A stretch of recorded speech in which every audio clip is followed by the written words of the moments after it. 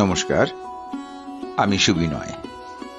গল্প পাঠের আসরে আজ আমি বিভূতিভূষণ বন্দ্যোপাধ্যায়ের মাস্টারমশাই গল্পটি পাঠ করে শোনাচ্ছি। গল্প মাস্টারমশাই, বিভূতিভূষণ বন্দ্যোপাধ্যায়। প্রশান্তবাবুর কথা আমার এখনো পরিষ্কার মনে আছে। সেদিন যেন কিসের ছুটি ছিল। বিকেলবেলা আমি স্টেশনের ধারে বেড়াতে যাচ্ছিলুম। বিকেলবেলা আমি প্রায় স্টেশনে বেড়াতে যেতাম, বিশেষত ছুটির দিনে। হিস হিস করে স্টিম ছাড়ে, খটখট করে গাড়ি চলতে থাকে, মাঝে মাঝে বিকট শব্দে সিটি দেয়। রেলের পুলের ওপরে বসে আমার সেই সব দেখতে বেশ ভালো লাগতো। সন্ধ্যা হতে তখন অনেক দেরি আছে। পশ্চিম আকাশে লাল সূর্য যেন ফাগ ছড়িয়ে চারিদিক ভরিয়ে দিচ্ছে। কর্মব্যস্ত পৃথিবীর মধ্যে ক্লান্তি ও শ্রান্তির চিহ্ন ফুটে উঠেছে। ধীরে ধীরে নিঃশব্দতায় ধরিত্রী ভরে যাচ্ছে। আশেপাশে ঝোপঝাপ থেকে পাখিদের কিচিরমিচির শব্দ ভেসে আসছে। আমি আঁকাবাঁকা মেঠো পথ বেয়ে পাকা কাঁঠালের তীব্র গন্ধে চিত্ত মদির করে ধীর পদক্ষেপে এগিয়ে চলেছি। এমন সময় কলকাতা থেকে ট্রেনখানা এসে প্ল্যাটফর্মের ধারে দাঁড়ালো। সে এই দীর্ঘ পথ অতিক্রম করে সশব্দে হাঁপ ছাড়তে লাগল। মাত্র কয়েক মিনিটের জন্য তার বিশ্রাম নেবার অধিকার নেই। এই ক্ষণস্থায়ী মুহূর্ত কয়টির মধ্যে সকলের ওঠানামা শেষ করতে হবে। যথাসময় গাড়ি পুনরায় ছেড়ে দিল। সে ঝিকঝিক করতে করতে সরু ফালি লাইনের উপর দিয়ে কুণ্ডুলি পাকিয়ে পাকিয়ে ধূম নির্গত করে ক্রমে ক্রমে লুপ্ত হয়ে যেতে লাগল। তার পিছনে লাল আলোটা বহুক্ষণ ধরে দেখতে পেলুম। আম কাঁঠালের বাগানের ধার দিয়ে বাঁশ ঝোপের পাশ বেয়ে সবুজ ধান ক্ষেতের কোণ ধরে পানের ঝাড় পেছনে ফেলে সশব্দে ট্রেন এগিয়ে গেল। কুলির মাথায় মোড় চাপিয়ে একটি ভদ্রলোক স্টেশন থেকে বেরিয়ে এলেন। বেশ সুপুরুষ চেহারা, বয়স বছর 30-35, খুব ফর্সা, চোখে সোনার চশমা। গ্রামের মধ্যে কোথাও তাকে দেখেছি বলে মনে হয় না। অবাক হয়ে তার পানে অনিমেষ নয়নে তাকিয়ে রইলুম। আশ্চর্য, তিনি আমার কাছে এগিয়ে এলেন। এমনকি তিনি আমাকেই প্রথমে সম্বোধন করলেন, শোনো খোকা। আমার চিত্ত পরম শ্রদ্ধায় ভরে গেল। বিনীত কণ্ঠে বললাম, আজ্ঞে। তিনি বললেন, তুমি বুঝি এখানে থাকো? বললুম, হ্যাঁ। তিনি বললেন, বিষ্ণুপুর হাই স্কুল কোথায় বলতে পারো? বললুম, এই তো আমাদের স্কুল, আমাদের স্কুল, চলুন না, নিয়ে যাচ্ছি। তিনি বললেন, ও, তুমি বুঝি ওই স্কুলে পড়ো? আমি গর্ব অনুভব করলাম। তিনি বললেন, কোন ক্লাসে পড়ো? বললাম, ক্লাস 7। তিনি বললেন, বেশ বেশ, তোমার নাম? বললুম, শ্রীমান নির্মলচন্দ্র চট্টোপাধ্যায়। কথায় কথায় আমরা অনেক দূর এগিয়ে এসেছি। গ্রামের মধ্যেই প্রায়। একটা মোড় বাঁকতেই স্কুল দেখা গেল। বললুম, ওই দেখুন আমাদের স্কুল, আমাদের ওই ওই সাদা রঙের দোতলা বাড়িটা। আপনি কোথায় যাবেন? স্কুল তো এখন বন্ধ। তিনি বললেন, আমি যাব আশু চৌধুরীর বাড়ি। আমি বললুম, ও আপনি বুঝি আমাদের নতুন হেডমাস্টার? তিনি স্মিথস মুখে বললেন, হ্যাঁ, কেন বলো তো? আশ্চর্য, আমি এতক্ষণ কার সঙ্গে কথা বলছি? প্রশান্ত কুমার মুখোপাধ্যায়, MA, আমাদের নবনিযুক্ত প্রধান শিক্ষক। আমি নিবিড় শ্রদ্ধায় তার পদধূলি মাথায় নিলুম। তিনি আমার পিঠ চাপড়ে বললেন, থাক থাক থাক। আজও আমি সেদিনের কথা ভুলতে পারিনি। তার সেই সৌম্য মূর্তি, মধুর ভাষা আমার স্মৃতিপটে দূরপনেও রেখাপাত করে গেছে। স্কুলে রীতিমতো হইচই পড়ে গেল।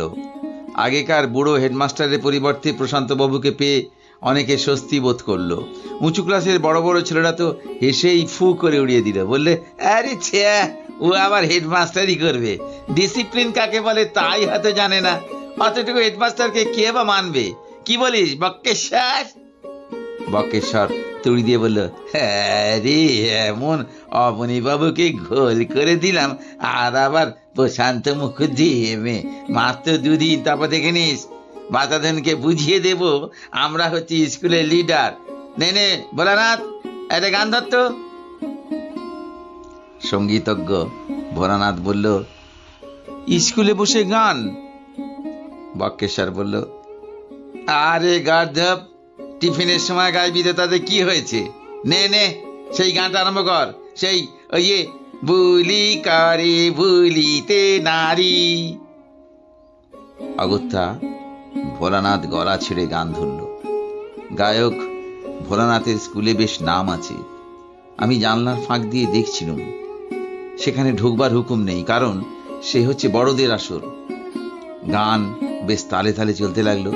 এমন সময় কোথা থেকে হেডমাস্টার মশাই সেখানে নিঃশব্দে এসে হাজির হলেন। কে যেন ভোলানাথের গলাটা দুহাত দিয়ে চেপে ধরল। লিডারদের মুখ শুকিয়ে পাংশু হয়ে গেল। তাদের বীরত্ব আস্ফালন চিরতরে অস্তমিত হলো। হেডমাস্টার মশাই ভোলানাথের কান ধরে দাঁড় করিয়ে তার দুয়ারে ঠাস ঠাস করে 2 চড় মেরে বললেন, এটা বাগান বাড়ি নয়।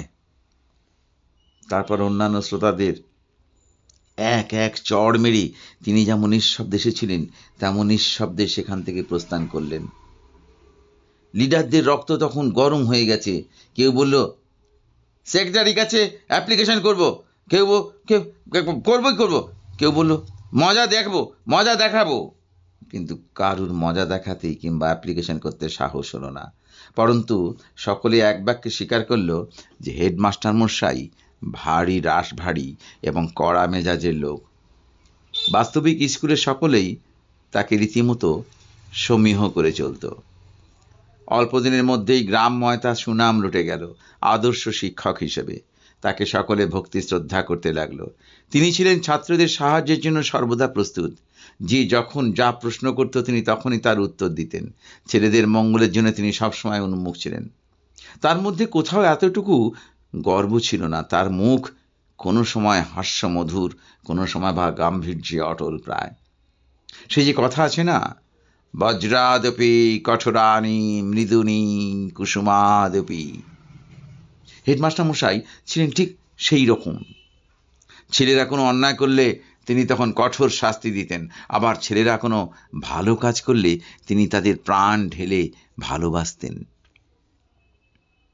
মাস কয়েক পরে শুনলাম তার নাকি বিয়ে, এমনকি আমারই কাকার মেয়ে উষার সঙ্গে। উষাকে দেখতে ছিল ফুটফুটে ফুলের মতো।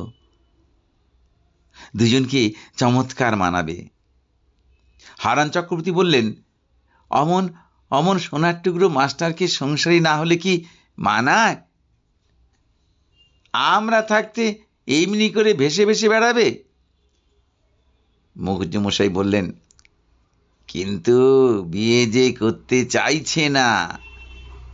চক্রবর্তী বললেন, খ্যাপা, বিয়ে কর বললেই বুঝি ছেলেরা রাজি হয়? কলিকালে সব উল্টে গেছে। ওরা মুখে প্রথমে ওরকম বলে থাকে, তুমি দেখে নিও, ও বিয়ে করবেই করবে। আরে দাদা, বিয়ে করতে কার না ইচ্ছে যায়? দেখে নিও, চাটুর্যের মেয়ের সঙ্গে ওর বিয়ে দেবই দেব। যথাসময়ে তারা হেডমাস্টার মশাইয়ের কাছে গিয়ে কথাটা পারলেন। কিন্তু হেডমাস্টার মশাই প্রথমে বিনীতভাবে তাদের প্রস্তাব পালনে অক্ষমতা প্রকাশ করলেন, অথচ গ্রামের লোকও কেউ সহজে ছাড়ল না। হেডমাস্টার মশাই বললেন, দেখুন, আমার আত্মীয় স্বজন এখানে কেউ নেই, এখানে বাড়ি ঘরদোরও নেই। আমি থাকি পরের বাড়ি। এখন আমার বিয়ে করা সাজে না। রায়মশাই বললেন, বাড়ির জন্যে ভাবতে হবে না মাস্টারমশাই, আমার একটা বাড়ি তো অমনি অমনি পড়ে রয়েছে, উঠবেন সেখানে গিয়ে। হেডমাস্টারমশাই বললেন, আপনি আমায় নয় আজ থাকতে দিলেন, নয় ধরুন কালও থাকতে দিলেন, কিন্তু চিরকাল কি আশ্রয় পাবো? রায়মশাই বললেন, আশ্রয় দেওয়া কার সাধ্যি বলুন মাস্টারমশাই? আপনি নয় এক কাজ করতে পারেন, মাসে মাসে কিছু ভাড়া দেবেন, তাহলেই হবে। যতদিন বাড়ি থাকবে ততদিন আপনি এখানে থাকবেন, ততদিন আপনি বাস করবেন এখানেই। হেডমাস্টারমশাই বললেন, শুধু তাই নয়, আমার বিয়ে দেবেই বা কারা? রায়মশাই বললেন, তার জন্যে ভাববেন না, আমার বাড়ির মেয়েরা গিয়ে আপনার বিয়ের সমস্ত বন্দোবস্ত করে দেবে। আপনি কেবল 7 পাক ঘুরে আসবেন, ব্যাস, মানে গরিবের কন্যাদায় থেকে উদ্ধার দেওয়া। অগত্যা মাস্টারমশাইকে বাধ্য হয়ে বিয়ের জন্য রাজি হতে হলো। তিনি একদিন সন্ধ্যার প্রাক্কালে উষাকে দেখে এলেন। সেই প্রথম দেখাতেই তাদের বিয়ের কথা পাকাপাকি হয়ে গেল। তিনি উষাকে তার নিজের হাতের নাম লেখা আংটি দিয়ে আশীর্বাদ করে এলেন।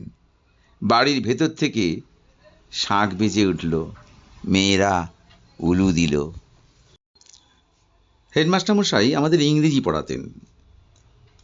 প্রথম দিন ক্লাস এলেন গম্ভীরভাবে। স্টেশনে সেই প্রশান্তবাবু আর নেই, কারোর মুখে কোনো কথা নেই, যেন নিঃশ্বাসের শব্দটুকু শোনা যায়। তিনি আমাদের একখানা বই নিয়ে বললেন, তোমাদের কি কি পদ্য পড়া হয়েছে?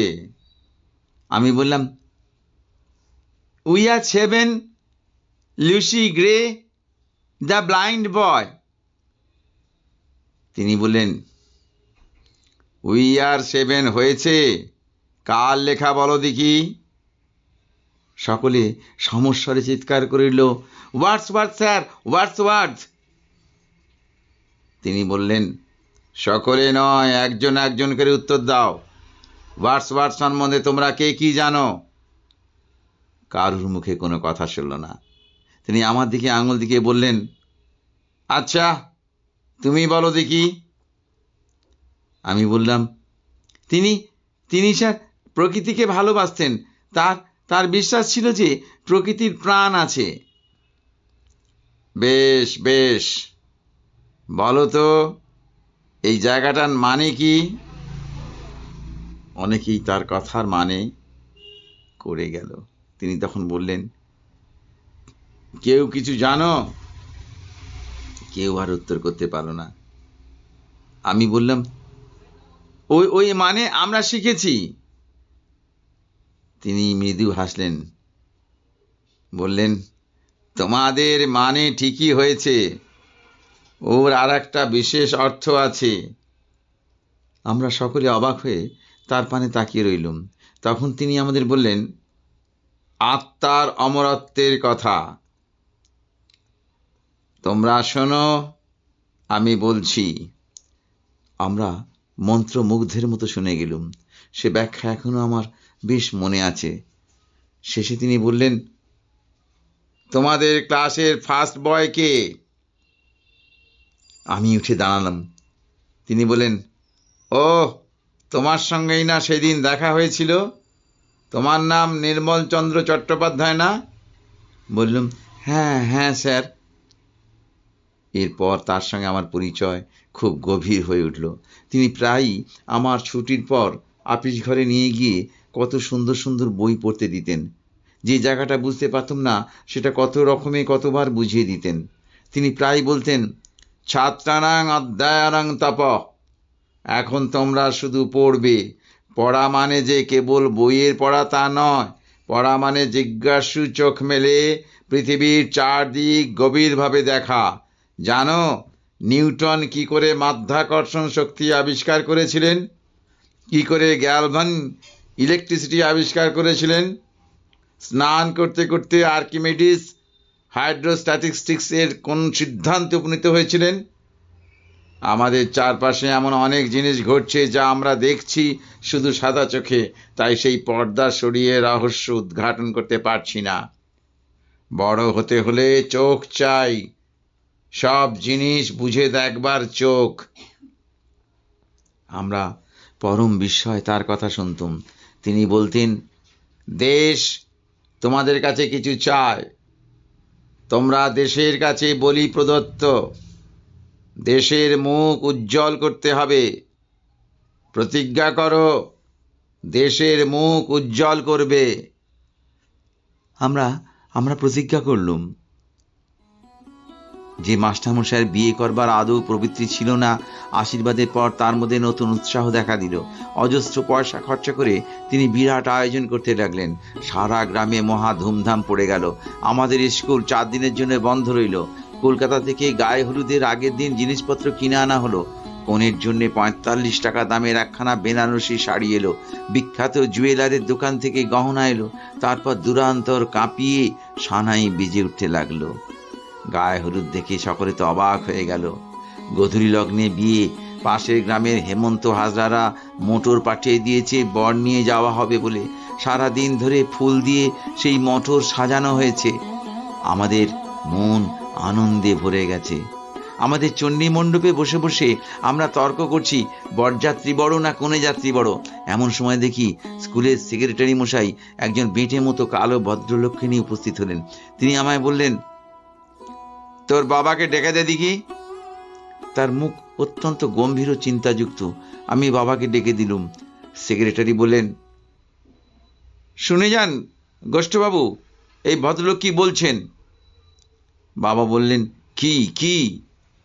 সেক্রেটারি বললেন, এদিকে আসুন, সতীশবাবুর মুখেই ব্যাপারটা শুনুন। সতীশবাবু ওরফে সেই কালো মতো ভদ্রলোকটির মুখে মৃদু হাসি ফুটে উঠল। বাবা উদ্বিগ্ন হয়ে তাদের কাছে গেলেন। তারা ফিসফিস করে কী সব বললেন। বাবার মুখ শুকিয়ে এতটুকু হয়ে গেল। তখনই কাকাকে ডাকা হলো। তিনি তো মাথায় হাত দিয়ে বসলেন। বাড়ির ভেতর মেয়েরা চিৎকার করে কেঁদে উঠল। মুহূর্তের মধ্যে চারিদিকে নিরানন্দে ভরে গেল। সারা গৃহে বিষণ্ণতার ছায়া। সেক্রেটারি মশাই যাবার সময় বলে গেলেন, একেই বলে কলিকাল। নইলে বলুন, মানুষ মানুষকে বিশ্বাস করতে পারে না। আজকাল মানুষ চেনাই দায়। ইতিমধ্যে পাড়ার অ্যামেচার ড্রামেটিক ক্লাবের মেম্বাররা এসে দারুণ হইচই বাঁধিয়ে দিল। বলল, শাস্তি চাই, শাস্তি চাই। আমরা কি সব মরে গেছি নাকি? গায়ের মধ্যে একজন এসে যেই কেলেঙ্কারি করবে তা আমরা কখনোই সহ্য করব না। আজ ওর হাড় গুঁড়িয়েই ছেড়ে দেব। সেক্রেটারি ব্যস্ত হয়ে বলল, না না, তোমাদের অত কিছু করতে হবে না। ভদ্রলোকে যা অপমান হওয়ার খুবই হয়েছে। গায়ে যদি মানুষের চামড়া থাকে তো বুঝতে পারবে। কালই সমস্ত কাজ বুঝে দূর করে দেবো গাঁ থেকে।